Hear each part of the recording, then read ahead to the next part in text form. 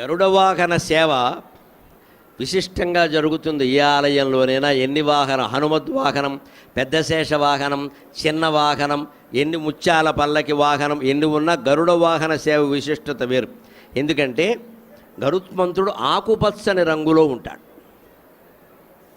ఆయన మెడలో కూడా గరుడ పచ్చల హారం వేస్తాడు. ఆ గరుడ పచ్చల హారాన్ని దర్శిస్తే మరకతమణి ఉంటుంది. ఇక్కడ మరకతమణి గరుడ పచ్చ అంటే ఆకుపచ్చ రంగులో ప్రకాశిస్తూ ఉంటుంది.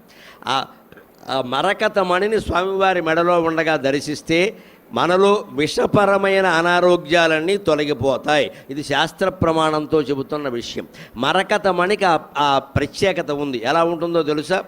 దాన్ని శ్రీనాథుడు శృంగార నైషధం అనే కావ్యంలో చెబుతాడు. ఆ మరకతమణులు గరుడ పచ్చల యొక్క ప్రసక్తి ఏమిటి అనేది. నలమహారాజుకి వాళ్ళ మావగారు విదర్భ దేశపు రాజు అంటే దమయంతి తండ్రి బంగారపు పళ్ళెం ఇచ్చాట. ఆ బంగారపు పళ్ళెం నిండా మరకత మణులు పొదిగిన పళ్ళెం చేయించి ఇచ్చాట. ఆకుపచ్చని మణులు నిండా పొదిగేశారు. మరకత మణులు పొదిగినటువంటి పాత్రలో అన్నం తింటే ఎవ్వరూ ఆహారాన్ని విషంతో కల్తీ చేయలేరు. ఆ పళ్ళెం ఆ విషాన్ని హరించేస్తుంది. ఆకుపచ్చని రంగుకి ఆ ప్రత్యేకత ఉంది. పావురాలను చూడండి, మెడ దగ్గర ఆకుపచ్చ రంగు ఉంటుంది. ప్రతి పక్షికి మెడ దగ్గర ఆకుపచ్చ రంగు ఉంటుంది. నెమలికి శరీరం అంతా ఆకుపచ్చ రంగు ఉంటుంది. అందుకే నెమలి పామును చంపగలుగుతుంది. ఆకుపచ్చ రంగు ఎందుకు ఉంటుంది అంటే లోపల ఉండే విషాన్ని హరించే ధాతువులు కొన్ని ఉంటాయి, జన్యువుల్లాగా ధాతువులు. ఆ ధాతువులు బయటికి ఆకుపచ్చ రంగులో కనపడతాయి.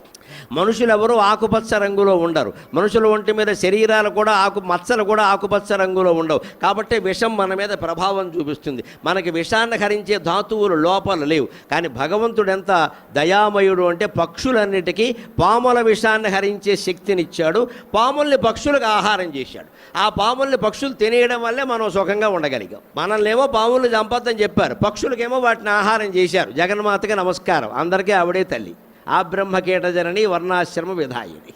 ఏది ఎలా జరగాలో ఆవిడ చూసుకుంటుంది, నువ్వు చేయొద్దు అక్కడ. కానీ మరి పాములను తినే పక్షి సావకుండా ఉండాలంటే పాములో ఉన్నది విషమేగా, ఆ విషం తింటే చచ్చిపోవాలిగా.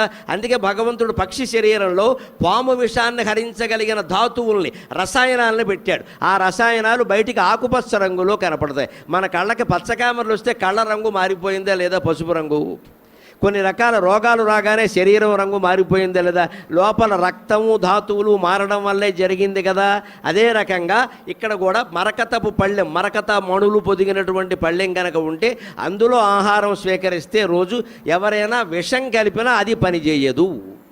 అటువంటి పాత్రని నలమహారాజు మావగారైన దమయంతి తండ్రి అల్లుడికి కానుగ్గా ఇచ్చాట. నువ్వు మహారాజు కదయ్యా, నిషధ దేశాన్ని పరిపాలిస్తున్నావు కదా, నీ మీద శత్రువులెవరూ విషప్రయోగం చేయకుండా ఈ పాత్రలో భోంచేయవయ్యా అన్నట్ట. నలమహారాజుకి అది మామూలు విషయమే అయినా మరకత మడులు పొదిగింది కదా, పైగా ప్రాణానికి సంబంధించింది, ఎవరు విషాహారం పెట్టకుండా ఉంటారు అని అన్నట్ట. అప్పుడు చెబుతున్నాడు ఈ పద్యం శృంగార నైషధంలో.